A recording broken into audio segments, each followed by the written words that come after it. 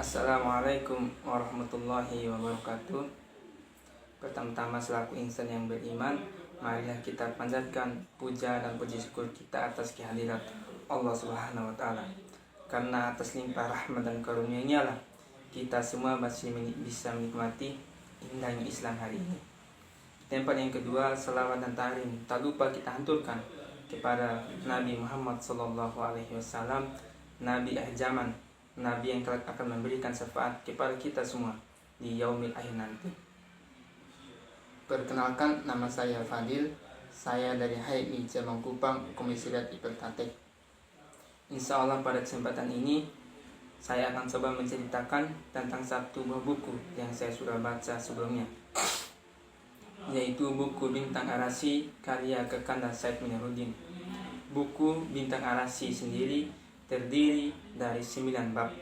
Bab pertama yaitu pendahuluan, kampus dan masa depan bangsa. Bab 2, sejarah perjuangan dan formulasi tujuan. Bab 3, tujuan HMI dengan pendekatan tekstual rasional. Bab keempat, tujuan HMI dengan pendekatan filosofis sofistik. Bab kelima, HMI dan ideologi, nilai-nilai dasar perjuangan atau NDP. Bab keenam, aktualisasi nilai-nilai, profil insan pejuang paripurna. Bab ketujuh, visioning dan operasionalisasi tujuan, peta hidup Bintang Arasy. Bab ke-8, manajemen berbasis spiritual, tasbih Fatimah. Dan bab ke-9, leadership, the power of Jamal and Jalal. Dan insya Allah pada kesempatan ini saya akan coba memfokuskan pembahasan saya atau cerita saya terlebih dahulu pada bab 1. Insya Allah pada kesempatan berikutnya saya akan coba menceritakan bab-bab selanjutnya. Bab 1 berbicara tentang kampus dan masa depan bangsa. Dan buku ini begitu menarik. Di bab 1 di mana Kekanda Said Minarudin selaku penulis mencoba memberikan satu pertanyaan yang umum kepada kita semua. Sebenarnya apa faktor yang membuat suatu negara itu maju dan sejahtera? Sebab kemajuan suatu bangsa atau negara itu bukanlah karena luas wilayah, juga bukan karena jumlah penduduknya. Singapura yang luas wilayahnya 710 km persegi dengan jumlah penduduknya kurang lebih 3 juta jiwa menjadi negara yang maju. Tetapi di lain sisi, Cina yang luas wilayahnya 9,7 juta kilometer persegi dengan jumlah penduduknya kurang lebih 1,3 miliar menjadi negara yang tumbuh pesat. Kemajuan suatu bangsa juga kita tidak bisa lihat dari letak geografisnya. Negara-negara seperti Norwegia, Finlandia, Swedia dan Denmark yang wilayahnya berada di kutub utara menjadi sekelompok negara Skandinavia yang makmur. Kemudian kemajuan suatu bangsa juga bukanlah karena letak geologisnya. Negara Jepang yang wilayahnya mempunyai potensi terdampak bencana alam berupa gempa dan tsunami yang cukup tinggi, ternyata menjadi negara yang mandiri, juga menjadi salah satu negara termakmur di benua Asia. Nah, yang berikutnya adalah kemajuan suatu bangsa juga bukanlah karena sistem politik dan sistem pemerintahnya.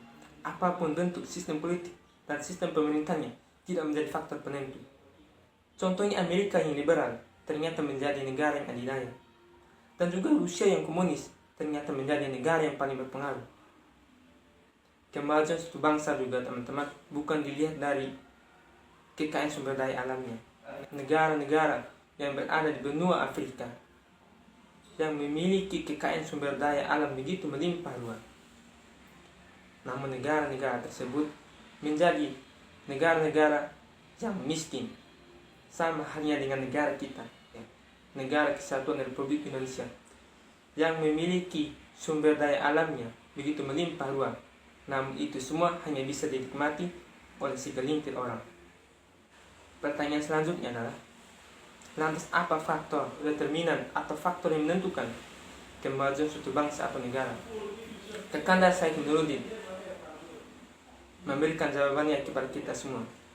Ternyata yang menjadi faktor penentu itu ada 2, yaitu pemimpin dan juga rakyatnya. Pemimpin yang harus visioner, memiliki pengetahuan, memiliki kepedulian, serta mental berani untuk membawa perubahan mendasar pada bangsa yang ia pimpin. Dan menurut petikan kata-kata dari Ali bin Abi Thalib, pemimpin yang adil, meskipun kafir, lebih baik daripada pemimpin beragama Islam namun berbuat zalim. Artinya adil menjadi satu kata kunci yang harus dimiliki oleh seorang pemimpin. Kemudian rakyatnya juga harus cerdas dan berkarakter. Ketika rakyatnya cerdas dan berkarakter, dia akan cenderung melakukan perubahan, memberikan inovasi-inovasi yang baru, juga melakukan perbaikan terhadap lingkungan sekitarnya atau ihsan. Ketika hal itu terwujud, maka akan memberikan dampak terhadap meningkatnya produktivitas, meningkatnya persaingan tentunya dalam hal yang positif, juga kemuliaan bangsanya. Oleh karena itu, pemimpin yang adil serta masyarakat yang ihsan menjadi dua faktor penentu terhadap kemajuan suatu bangsa atau negara. Dan dua faktor tadi, yaitu pemimpin yang adil, masyarakat yang ihsan, itu bisa kita temukan di mana saja. Bisa dari kota dan juga bisa dari pedesaan. Namun yang jelas, mereka lahir dari bibit serta proses penempaan dini atau aktualisasi potensi secara berkesinambungan. Di samping peran keluarga, negara juga mempunyai tanggung jawab untuk mendidik warga negaranya, bukan hanya untuk berpengetahuan luas, juga memiliki mentalitas ilahiyah dalam tindak kerja keseharian atau terintegrasinya 99 asma Tuhan dalam keseharian. Dan inilah yang kita sebut dengan pendidikan, baik secara formal maupun informal. Di negara kita sendiri, tingkat formal pendidikan tertinggi berada di jenjang perguruan tinggi. Maka oleh karena itu, perguruan tinggi menjadi pintu gerbang lahirnya mahasiswa-mahasiswa yang cerdas atau pemuda-pemuda yang cerdas dengan tridharma kampusnya, yaitu pendidikan, penelitian, dan pengabdian. Diharapkan perguruan tinggi atau kampus akan melahirkan pemimpin-pemimpin atau masyarakat yang cerdas, berkarakter, kreatif, dan inovatif, sehingga mampu memanage berbagai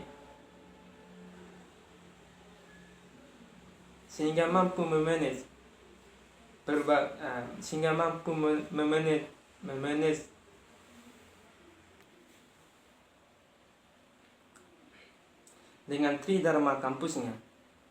Perguruan tinggi atau universitas diharapkan mampu melahirkan pemimpin-pemimpin yang cerdas, berkarakter, kreatif, inovatif, sehingga mampu memanage berbagai sektor di bangsanya.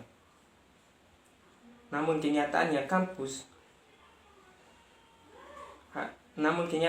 malah kampus menjadi pintu gerbang lahirnya intelektual yang mengalami disorientasi hidup. Skillnya cukup lemah, kualitasnya cukup lemah. Mengapa hal ini bisa terjadi?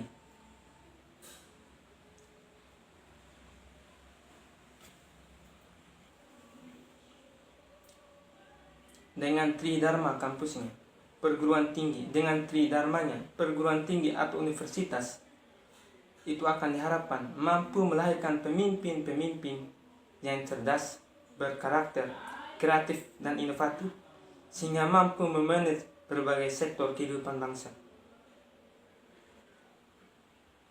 Namun pada kenyataannya, malah kampus menjadi pintu gerbang lahirnya pemimpin-pemimpin atau manusia yang mengalami disorientasi hidup.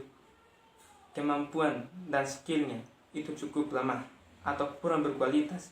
Mengapa hal demikian bisa terjadi? Salah satu tokoh memberikan jawabannya di buku Bintang Asi adalah Muhammad Yunus.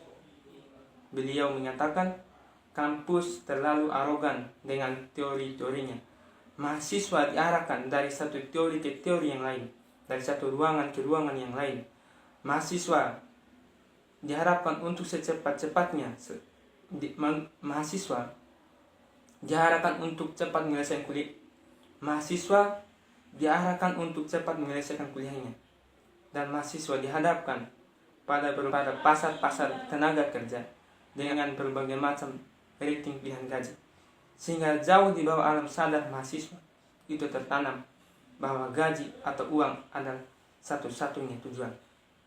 Padahal menurut salah satu tokoh yang Kakanda Said Menurudin juga kutip kata-katanya, yaitu menurut Imam Khomeini, pendidikan dikatakan berhasil jika menghasilkan insan ilahiyah atau manusia yang mengenal Tuhannya atau ma'rifatullah.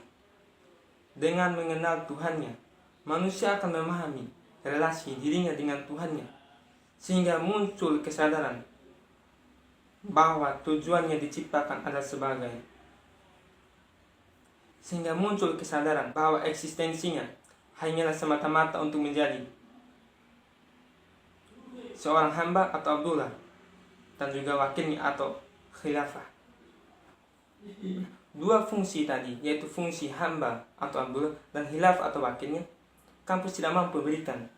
Nah, karena kampus tidak mampu memberikan hal itu semua, muncul kesadaran dari sekelompok mahasiswa yang tidak hanya berfokus pada bangku kuliah, yaitu mereka lebih memfokuskan diri pada kajian, forum-forum, ataupun pertemuan-pertemuan lainnya.